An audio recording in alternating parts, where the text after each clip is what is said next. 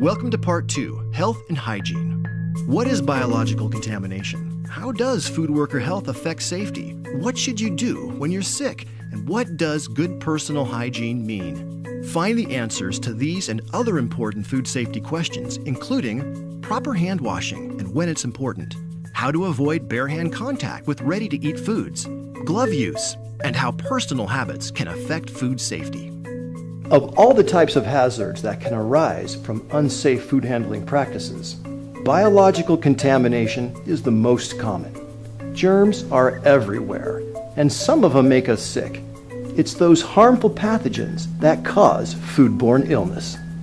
Food worker health is one of the most important factors to preventing foodborne illness.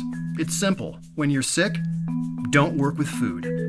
Germs can easily be spread if you're experiencing flu-like symptoms, jaundice, or other illness. If you're sick, stay home. Remember the 24-hour rule.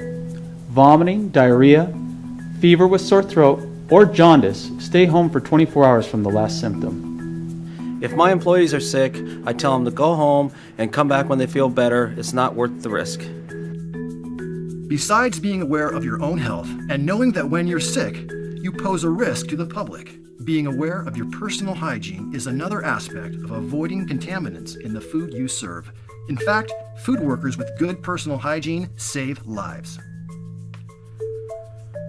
Following proper hand washing protocol by washing your hands the right way and at the right times, keeping fingernails trimmed for easier cleaning, wearing hair restraints and proper work clothing, and covering cuts and burns with bandages and gloves.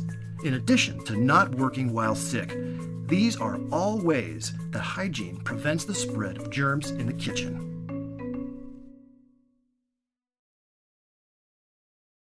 Hand washing is something we all learned at a very young age. But if you want to work as a food handler, it's important to relearn this task in the proper way that complies with the health department guidelines. But first, let's review when it's important to wash up. Wash your hands throughout the day, even when hands look clean, to keep germs off your body and the food you prepare. Always wash before you begin food preparation, or if you've been contaminated by exposure to potential germs.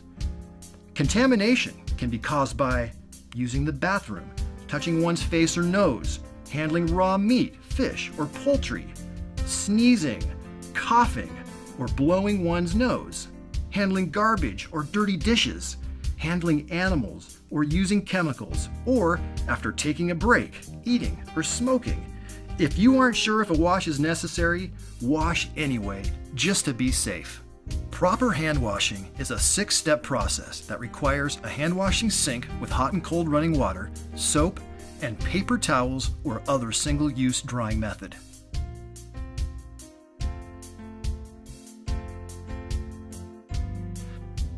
Step 1.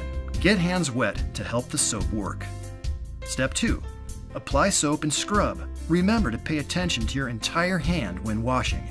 Step 3. Rub your hands for a full 20 seconds. This is how long it takes for soap to kill germs. Step 4. Scrub the backs of your hands and between your fingers, a common breeding ground for bacteria. Scrub your forearms. They frequently touch food prep surfaces, and utensils. Step 5. Rinse hands to send the soap suds and germs down the drain. Rinse for about 5 seconds to fully remove the soap. Step 6. After rinsing, dry hands and forearms with disposable paper towels or an air blower. Don't use cloth towels or dish rags, which can stay damp and recontaminate your hands. It's important to know that hand sanitizers may be helpful on clean hands, but are not substitutes for hand washing. In fact, in some cases, double hand washing may be required. Always remember that hand washing is the most important food safety tool to get rid of the germs that make people ill. When in doubt, wash. But germs can remain on your hands even after washing. That's why it's important to prevent bare hand contact with ready-to-eat food by using utensils such as tongs, scoops, deli papers, or single-use gloves. Focus on minimizing bare hand contact. Utensils, tongs, tissue paper, these are all acceptable when handling ready-to-eat foods. So you don't need to glove up as often as you think. When you do use gloves, remember it is required to wash your hands before and sometimes after proper glove use. Ready-to-eat foods are those served without additional washing or cooking to remove germs. They include washed produce that's eaten raw, such as sliced fruit, salads, and garnishes. Foods that will not be cooked, such as sandwiches, sushi, and deli salads. Bakery or bread items, such as breads, cakes, pies, and tortilla chips. Ice that may be used in drinks, or foods that have already been cooked. Gloves can be tricky because if a food handler thinks they're using gloves correctly and they aren't, they can put the public at an increased risk by contamination.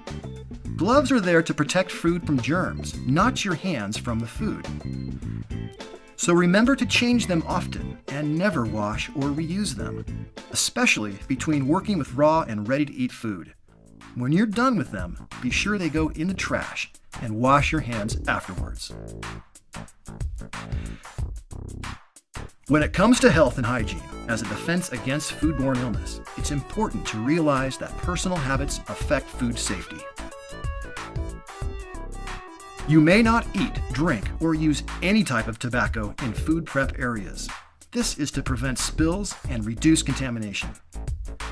Use hair restraints that are intended to keep hands out of hair and hair out of food.